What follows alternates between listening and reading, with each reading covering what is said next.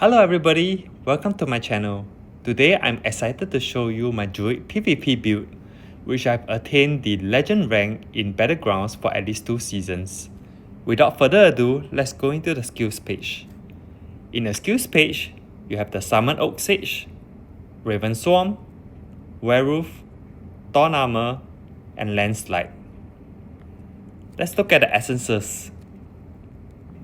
For the essence, for the headpiece, you have Flicker Lunge, which now lunge allows you to flicker out of sight, becoming untargetable as you dash forward, damaging enemies along your path.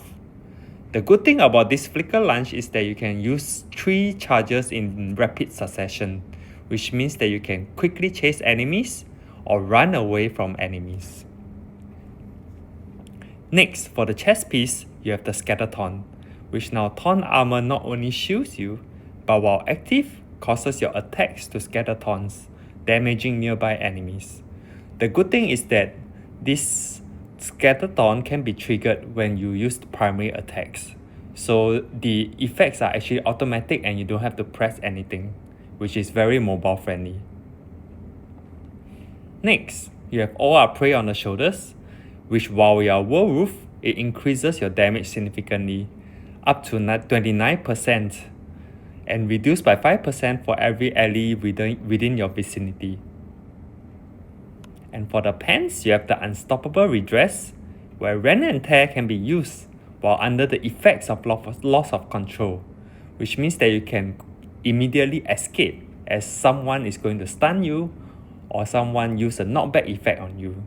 And this allows you to escape from the enemy or quickly engage the enemy, as you are now escaped from the loss of control effects. Next, for the main hand, you have the Raven Soar, where Raven Swarm now empowers you, causing your primary attacks and skill to conjure ravens that automatically attack enemies.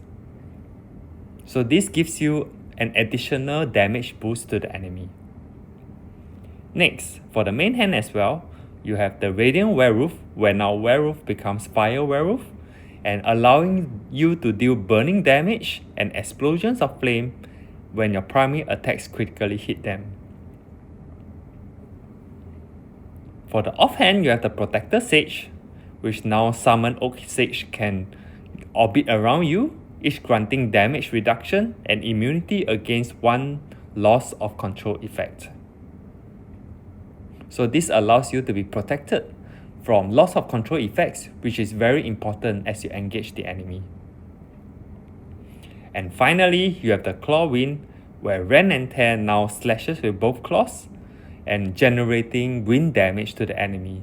So this creates a firestorm effect because you're going to use the Fire Werewolf. But not only that, when the enemies are near you, especially when the burning enemies are near you, the range of the Claw Wind increases and the damage increases, and it also allows you to knock back the enemies. So it gives you a very quick first boost of damage to the enemy, which usually kills them instantly.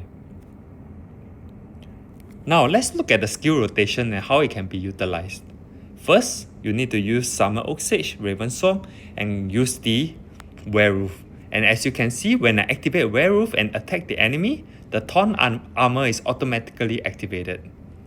So the next skill is Lunge. So you can see that you can use Lunge in rapid succession up to 3 times, allowing you to travel with great distances.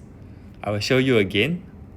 So here you can see 1, 2, 3, and you can quickly attack the enemy as you reach the enemy. And of course, you can also use it to escape from enemies as well.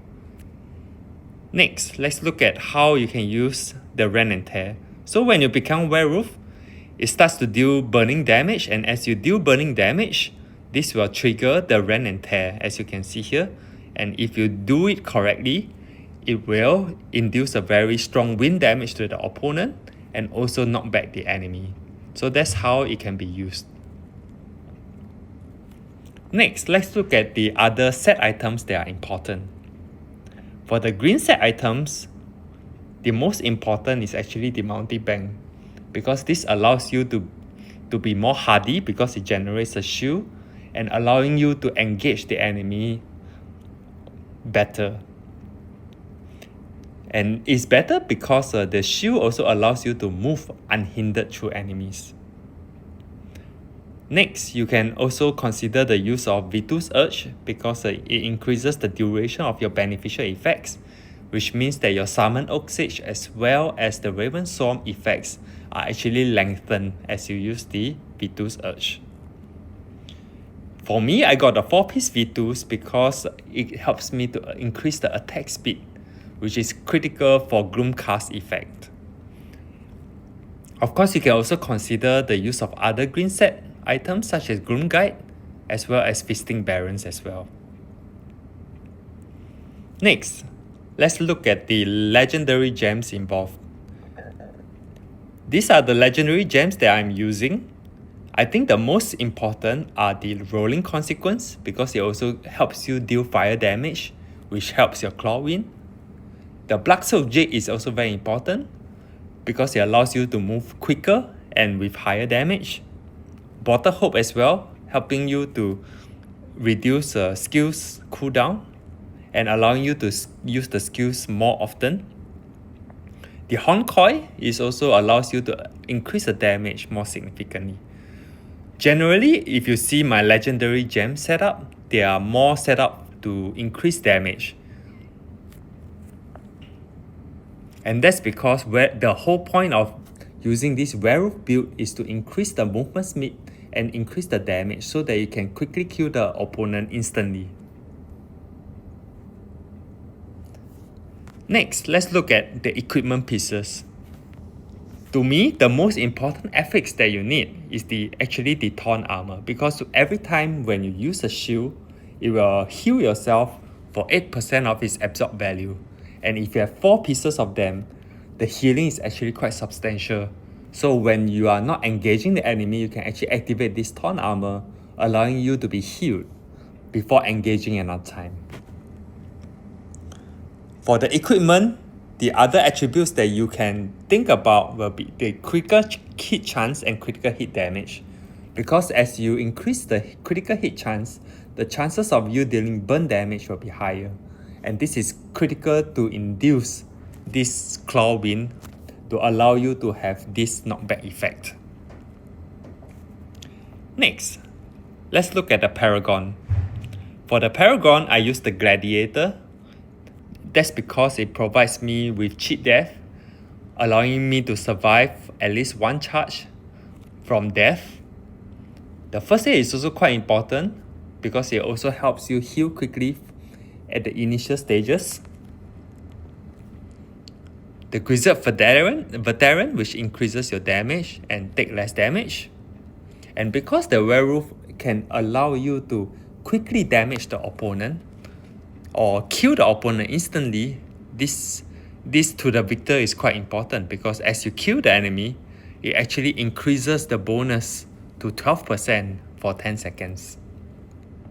And finally, if you are able to kill consecutively, you can choose either Overpower or the Swift Strikes to increase your critical hit chance or the attack speed, respectively.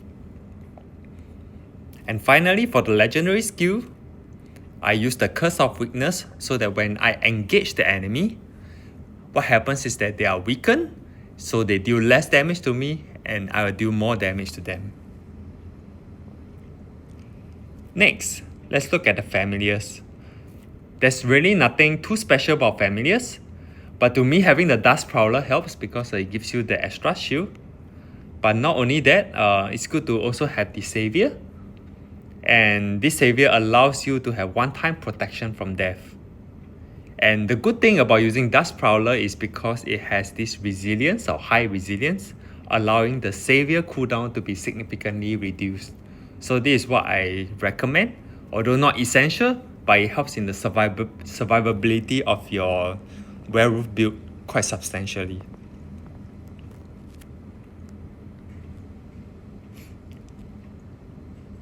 And with that, I thank all of you for listening to me. At the end, I will be showing you a battlegrounds match so that you can appreciate on how to use them in the battlegrounds. And with that, thank you for your attention. and hope to see you next time. Thank you.